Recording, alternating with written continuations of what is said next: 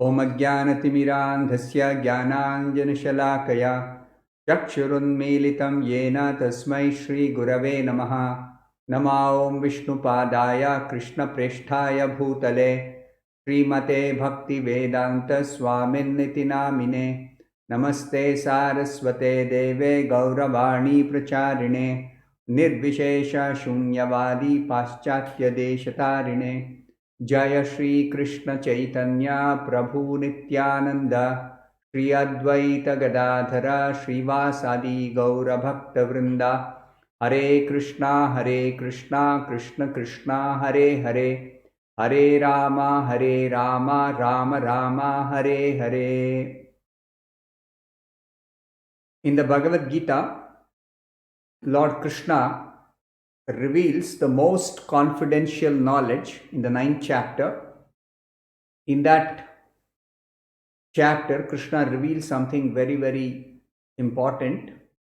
In the 22nd verse of this 9th chapter, Krishna says, Ananyas chintayanto mam ye jana paryupasate tesham nityabhiyuktanam yogakshemam vahamyaham. For the devotees, Krishna is giving an assurance here. Whereas the non-devotees have to work very hard for everything they require, whatever their needs are. But for devotees, Krishna is giving an assurance here. He says, those who are 100% devoted to his transcendental service, Ananyas Chintayanto Ma, they are always thinking of Krishna. How are they thinking? Nityabhiyuktanam, by being engaged in a service. This thinking is not just idly sitting and doing nothing. No, it is actively engaged in serving Krishna all the time. Such people, he says, Yogakshemam Vahamyaham. This Vahami is a very, very important word. There is a very nice incident in the life of a great devotee that Srila Prabhupada narrates while explaining this verse in a discourse, that Krishna says, Yogakshemam. Yoga means Krishna provides what we lack, and Kshema is he protects what we already have. This is Krishna's assurance. And Vahami means Krishna personally takes charge. Personally takes charge. Not that he leaves it to somebody else or some other agent or some other arrangement. No, Krishna personally takes charge of maintenance of the devotees who are fully dedicated for his seva, for his service. There was a great devotee, his name was Arjunacharya. He was in the sampradaya of Ramanujacharya. So he was writing commentary on this particular verse of the Bhagavad Gita. While writing, he saw Tesham Nityabhiyuktanam Yogakshemam Vahami Aham. Vahami means, Krishna says, I personally take the burden on my head for the maintenance of my devotees, whatever they may require. The devotee doesn't have to worry about his personal maintenance. Doesn't have to worry. So I myself take the charge of personally delivering whatever the devotee needs. So, the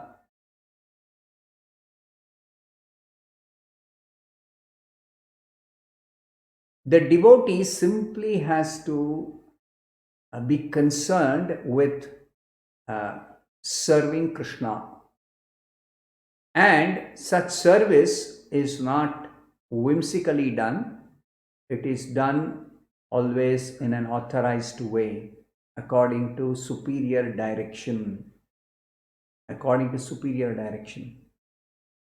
Now, when Arjunacharya was writing the commentary, he began to think, how is it that Krishna will personally come and deliver all the necessities of his devotees?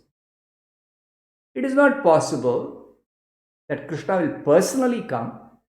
He has got so many agents. So, he might be sending whatever the devotees require. Of course, Krishna provides for his devotees. Of that, there is no doubt. But he need not personally come to deliver everything the devotee requires. He will be sending through some agents. He's got so many agents. So, Arjunacharya, in effect, wanted to cut this Vahami Aham. I bear the burden. Personally, I take charge of supplying, of delivering for my devotees. He wanted to cut that. And he wrote in a way, I will send some agent who delivers whatever my devotees require. So this is what Arjunacharya did. He cut that Vahami Aham and Karomi Aham. To that effect he wrote. I will arrange. I will send through some agents. Then this Arjunacharya went to take a bath before his noon duties had to be performed before lunch. So in the meantime, when he had gone to take bath, two beautiful young boys, they came to Arjunacharya's house, knocked on the door, and Arjunacharya's wife was there. She opened the door. She was very, very surprised to see two small boys, and they were carrying very, very heavy baskets. And the baskets were filled with nice foodstuffs in large quantity. So, formerly there was a system that if they had to carry one big basket, they will carry it on the head. But if they had to carry two baskets, they balance it on a bamboo pole and carry it on the shoulder like a scale, weighing scale with two pans. Like that they carry.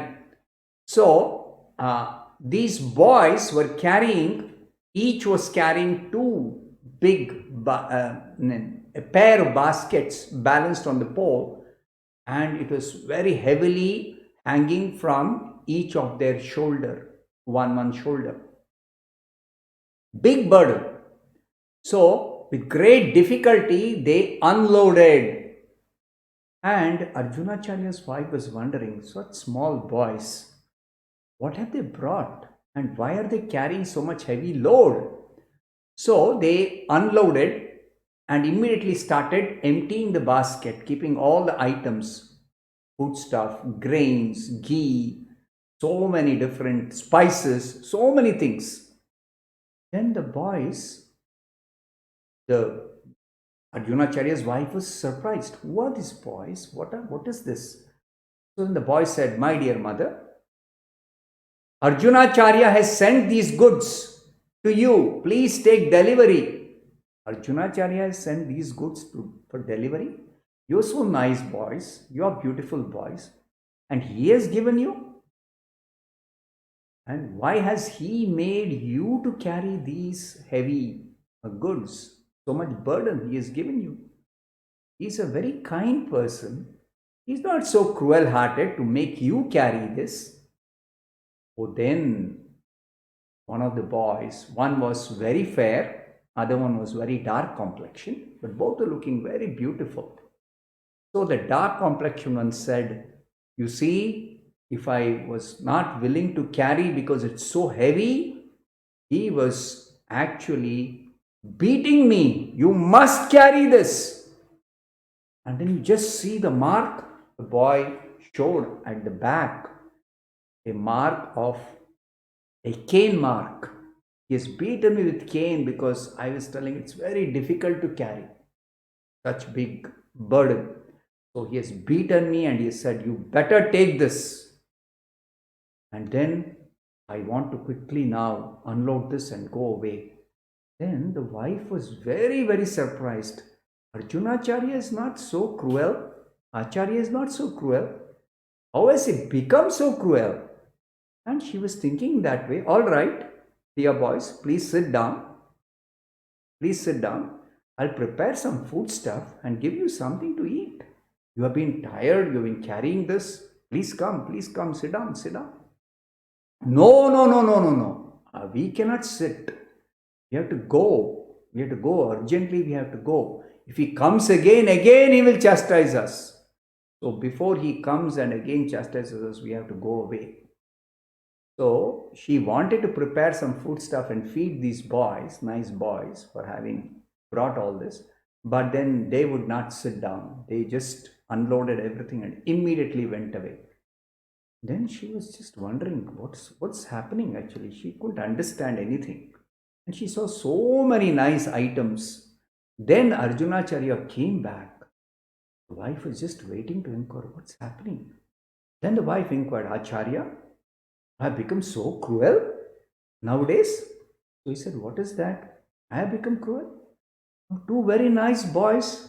They have brought so much food stuff. She showed him all the nice food stuff. They have unloaded. And you have made them carry this huge burden. And if they were not able to carry or not willing to carry or something like that, they were having difficulty in carrying, you have beaten them, chastised them so much. No, I never chastised anybody. I have never beaten any boys. I have never sent anything. Wondering, who are these boys? Then he started inquiring, how did those boys look? What is their description? Who are these boys? I myself don't know. I'm not aware of anything. Then she described the two beautiful boys. One was dark complexion, one was fair complexion, and the whole features she started giving. Then Arjunacharya could understand. Oh, I wanted that God will not personally deliver, but Krishna and Balaram, they have personally come to deliver, and they have carried these goods personally and come to deliver because I cut that vahami aham and I made it karomi aham. So this cutting that vahami means Krishna does not personally deliver. So he has shown that beating mark indicating that I have cut, that I personally deliver. So actually it is not correct to have struck off that vahami. Actually Krishna, for his devotees, he personally delivers. He personally takes charge of delivering all their requirements. This is an incident that happened in South India, and it's a factual incident that took place some hundreds of years back. So Krishna says, I personally deliver. So for those who are in Krishna consciousness, they're actually busy in the matter of discharging duties in Krishna consciousness. They may be assured that everything they require will be personally delivered by Krishna. There is no question of any scarcity. Then in the Bhagavad Gita, Krishna also speaks about the importance of properly eating. Eating is absolutely necessary for maintaining our body. So in the 6th chapter, where he particularly describes the practice of yoga, Krishna says in the 16th verse, Na ati ashnataha tu yogosti na cha ekantam anashnataha na chati swapnashilasya jagrato naiva charjuna. What is the meaning of this? This verse says there's no possibility of one becoming a yogi or properly practicing yoga if one eats too much, ati ashnataha, or one eats too little, anashnataha, one eats too little. Neither one can be a yogi if one sleeps too much, ati swapna shilasya, or if one does not sleep enough. So, eating and sleeping, particularly two things, Krishna says for those who want to practice yoga, it has to be regulated. You should not eat too much, you should not eat too little. You should not sleep too much, you should not sleep too little. So, Srila Prabhupada explains regulation of diet and sleep is very, very important for those who want to practice yoga, including Bhakti Yoga, any yoga system. Too much eating means eating more than what is required to keep the body and soul together. What is taking more than what is required for the maintenance of this body. And particularly, one should remember there is no need to eat animal food, meat, fish, eggs, etc., because there is ample supply of grains, vegetables, fruits, and milk. Such simple foodstuff is considered to be in the mode of goodness, and according to the Bhagavad Gita, only such food should be actually taken by human beings. Animal food like meat, fish, eggs, etc., is for those in the mode of ignorance, and those who indulge in animal food like meat, fish, eggs, or drinking some liquor, intoxication, or smoking, or even eating food which is not offered to Krishna, they will have to suffer sinful reactions. So, this is the science behind eating. What is that? You should eat food which is in the mode of goodness after offering to Krishna. So, either one eats simply, even vegetarian food, simply for some sense pleasures, for satisfying the taste buds, just to enjoy eating something very tasty. Such people also are eating sin. Bhunjate te to agam papa ye pachanti atma karana. So it is best that one eat only remnants of food offered to Krishna, and Krishna can be offered only food which is in the mode of goodness, sattvic food. Now, not only a Krishna conscious person can attain perfection in yoga by taking remnants of food offered to Krishna, but this also has to be done in a regulated way in terms of quantity. That is, one should not eat too much, one should not eat too little. Overeating actually spoils our practice of yoga. One who eats too much has to sleep too much, or overeating pushes us to the lower modes, passion and ignorance, because of which yoga practice becomes very, very difficult. And if one person does not eat enough, manufactures his own way of fasting, then that is also not good. One will actually not be able to properly practice yoga. One cannot maintain oneself in the mode of goodness. So, artificially abstaining from eating is not recommended. One should fast only on the recommended days in the scriptures. So, in the scriptures, there is a recommendation for fasting only on Ekadashi. Once in a fortnight, there is this 11th day of the waxing or the waning moon. Every fortnight, one day, we have to do some fasting. And that fasting also, how to do that fasting, that is recommended in the scriptures. How to do that fasting. And on the days when the Lord's appearance, Acharya's appearance day, there are specific days. Srila Prabhupada has given us specific days. I call the Vaishnava, we have what is called as a Vaishnava calendar, which clearly indicates the days on which we have to observe fasting on account of Janmashtami, Ram Navami, Narsimha Chaturdashi, Vamana Dwadashi. Like that, we have to observe fasting. So, the appearance day of the Lord in his various incarnations and the appearance day of the Acharyas. The Acharyas, appearance day also we have to observe fasting. And Ekadashi. Other than that, we should not fast. We should not fast on other days. We have to properly eat. Then in the next verse, Krishna says something important.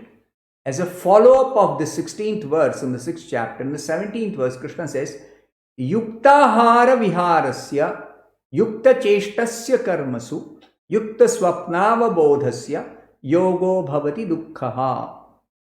You can mitigate all material miseries simply by regulating 4 things. What are the 4 things? First he says, Yukta ahara. Yukta means regulating. Regulating ahara means regulating food intake, regulating your diet. And second is vihara. Vihara means recreation. Recreation means activities other than your duty which you have to perform for your sake of livelihood, earning your livelihood. Recreation. And yukta cheshtasya karmasu. Cheshtasya karmasu. Cheshta is your endeavor for your performing your occupational duty, your prescribed duties which you have to perform for your maintenance, for your earning your livelihood. So that ahara, food, recreation, work, and for prescribed duty, livelihood, earning livelihood, and swapna yukta swapnavabodhasya, and sleep. So these 4 have to be balanced, regulated. Then one can very easily overcome all miseries, material miseries. Can mitigate all material pains by practice of the yoga system. So extravagance in the matter of eating or sleeping is not good. Even in working, just like devotees, they also work, but devotees work in a balanced way. Not that they will work 18 hours, 20 hours just for the sake of earning money. No, that is not at all recommended. Yukta cheshtasya karmasu. Yukta means regulated. Neither devotee should be lazy, simply sitting and expecting that, oh, Krishna will provide everything, so why should I work? No, that is not what is said here. There has to be a regulation in work also. Not working like a donkey, at the same time not becoming lazy and simply sitting idly. No, regulation in work. Say one can work, one may work 8 hours or 10 hours in a day, 24-hour cycle, sleeping 6 hours, and taking moderate quantity of Krishna Prasadam. Yesterday I mentioned in the 11th canto of the Bhagavatam, the example is given of a person who wants to control the tongue simply by fasting. The tongue is not controlled. Neither simply overeating, the tongue is controlled. It's only eating prasadam in moderate quantity, the tongue is controlled. So there has to be discipline in eating. What is the discipline in eating? One should actually eat only Krishna Prasadam. That's the first discipline in eating. Secondly, even Krishna Prasadam, one should take fixed number of times in a day. Not that we eat whenever we like to eat. Actually, animals, they are in a sense regulated by nature, that they eat only when they are hungry and they sleep only when they are actually fatigued. Otherwise, they will not sleep, they will not eat. In fact, if somebody have got pets, you would have seen that your dog or cat, if you have a pet dog or a pet cat, will never eat if it is sick. It will not eat. So, we should also have regulation, at least the number of times we take. That's why in the English language and even in our other Sanskrit language also, breakfast, what you take in the morning after getting up and beginning your day. So breakfast, lunch is something taken in the noontime or afternoon, like that, midday, and then evening supper or dinner. So there are definite names. So you have to be regulated in terms of time and definite number of times. Let's say you take 3 times a day or 4 times a day. In between these meals, you should not consume anything. You should not consume anything in between these meals. So fixed number of times. You fix the number of times. And also you should take moderate quantity, the right quantity, which is not too much and not too little. Of course, you're not expected to starve or undereat, but then don't overeat also. So every person, according to his or her body and according to the condition, just like when somebody is actually having some illness, then they have to eat easily digestible food in smaller quantities, because the system, the internal system, is actually working on fighting the infection or the disease or the illness. So the energy, the vital energy, should not be diverted too much for digesting the food. That's why simple food and in a smaller quantity will help, or liquid diet will help you to cure yourself faster, better. So like this, it depends. If you're not very hungry, then you should take a smaller quantity. And if you are feeling more hungry, you should take bigger quantity. So it depends on hunger, it depends on actually the condition of the body, whether you're healthy or you're a little indisposed, like that. So eating the correct quantity, fixed number of times, and only Krishna Prasadam. This way you can actually control the tongue. This way you can control the tongue. And if you regulate your eating, you regulate your working, regulate your recreation, and your sleep. Sleep also depends on eating and working. If only eating and no working, you will not get proper sleep. And working too much, not eating at all properly, then always feeling very fatigued, very tired, and even sleep quality will not be good. So therefore, it is important that you have to regulate these 4 things: balance of eating, recreation, work, and sleep. And then only one can properly practice the yoga system. Now, in the 18th chapter, Krishna also says that who can attain self-realization. There are different 17 different items Krishna describes that one has to follow for attaining self-realization. In that, one important item with connected to eating, he says, Laghu Ashi, Vivikta Sevi Lagvashi Yatava Kaya Manasaha Dhyana Yoga Paronityam Vairagyam Samupashritaha. It is a 52nd verse in the 18th chapter, towards the end of the Gita. Krishna is talking about how one can attain self-realization. There are 3 verses. He gives specific 17 recommendations for attaining self-realization. Among them, one of this, Lagvashi, means one who eats a limited quantity of food. That means, again, he is warning, if you are interested in self-realization, if you are interested in spiritual advancement, you should not overeat. Even in another bhakti literature called Upadeshamrita, given by Srila Rupa Goswami, one of the previous acharyas, he says one should not overeat. Atyahara, it spoils our practice of devotional service. Atyahara means eating too much, overeating. So even for self-realization, here Krishna recommends that one should actually eat moderate quantity, not overeat.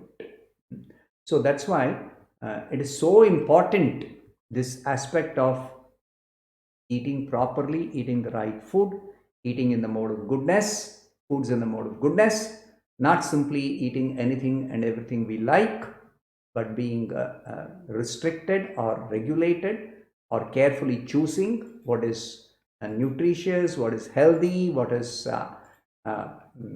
in the mode of goodness, what is freshly prepared food is preferred to stale food. Stale food is in the mode of ignorance, whereas freshly prepared food is in the mode of goodness.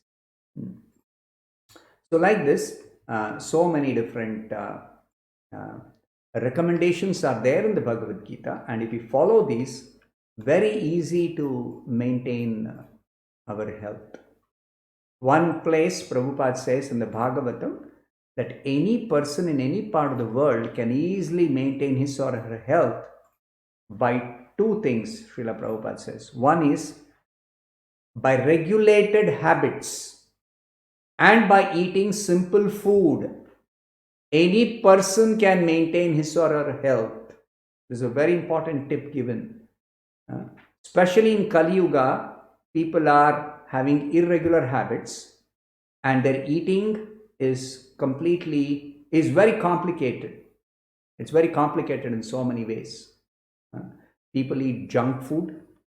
Junk food means it's not necessarily nutritious or not necessarily prepared according to the recommendation of foods in the mode of goodness.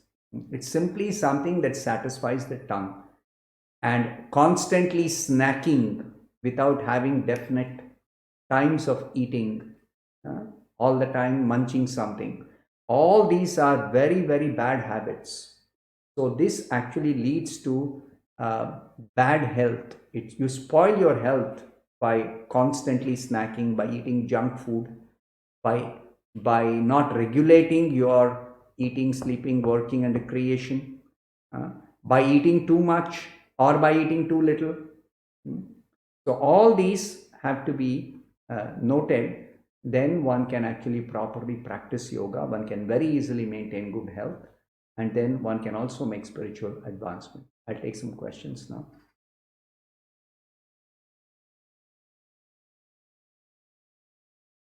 How to offer food which is prepared by others as per their own consciousness. Now, it depends on who that person is who has prepared the food. Generally, it is said that in a family setup at least, the mother or the wife or the daughter, somebody prepares very carefully with a lot of with a good heart, and that consciousness is very important. It's very important that proper consciousness the food is prepared, because only if it is prepared with the right consciousness is it suitable for offering to Krishna. Krishna accepts only if food is made with devotion, food is offered with devotion. So this is very, very important. It's not simply a ritual. This offering of food is not simply a ritual. It is actually an act of devotion. It is devotional service. It is seva, bhakti seva. So bhakti seva has to be seriously performed, properly performed. Then only it's possible to actually advance in Krishna consciousness, to actually purify our heart in bhakti. So it is very important that food is prepared by somebody whom you know, who has actually got a good heart for preparing. And actually the person who's preparing should not be a non-vegetarian person, should not be a cruel person. All non-vegetarians are cruel people because they don't care for another life of another animal which has to undergo so much of pain. How would you feel if somebody cuts your head, if somebody slaughters you? How would you feel? So it is exactly like that. They are cruel, hard-hearted people. All non-vegetarians are cruel, hard-hearted people. It's a bitter fact. I'm not trying to criticize those who are taking non-veg food. I'm just telling what is their condition of heart. Actually, they are cruel. Even though they may appear to be very, very kind otherwise, but just because they don't care for another life, therefore they are actually cruel and hard-hearted. So such a person, if they prepare even vegetarian food, that is not suitable for offering to Krishna. No, Krishna will not accept such food. Next question, whether rasgulla made in hotel can be offered. Now, as I explained, you should try to avoid offering anything which is cooked by somebody who is unknown. So, buying from the market, as far as possible, you should buy something raw. Just like you buy milk, you buy fruits, you buy vegetables, raw vegetables, or fruits which are uncut, ripe fruits, or even fruits which can be ripened at your home, but they are uncut. And grains and spices which are grown like that. That way you have to purchase. Purchasing anything which is pre-cooked is not suitable for offering, because you don't know with what consciousness it has been cooked. So therefore, it is not advisable so much to purchase cooked items from outside, from an unknown source, Krishna says, next question, one who always worships me, I'll preserve what you have and provide what you lack. What about people who are involved in worldly matters? Serve Krishna sometimes. Oh, you are talking of those who are not always engaged in serving Krishna, but have got some other material duties to perform.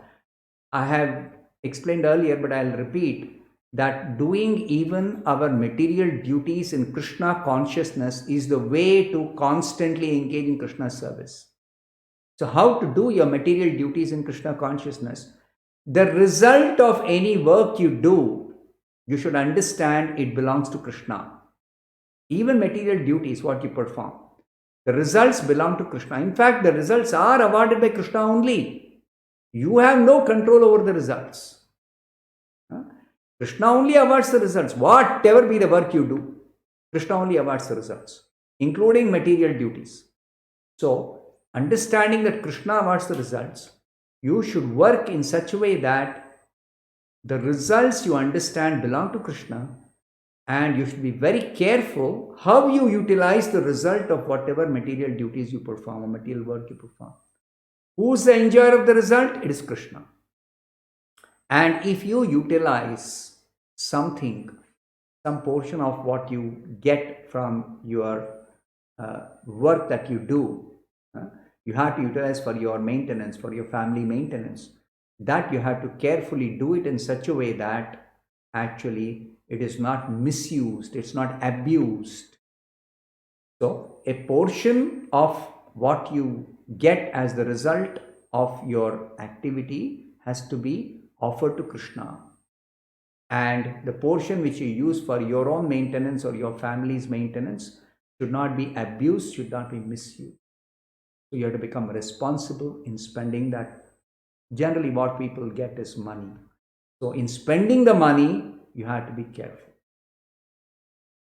Next question, what is recreation for sadhus? Recreation for sadhus is performing varieties of devotional service.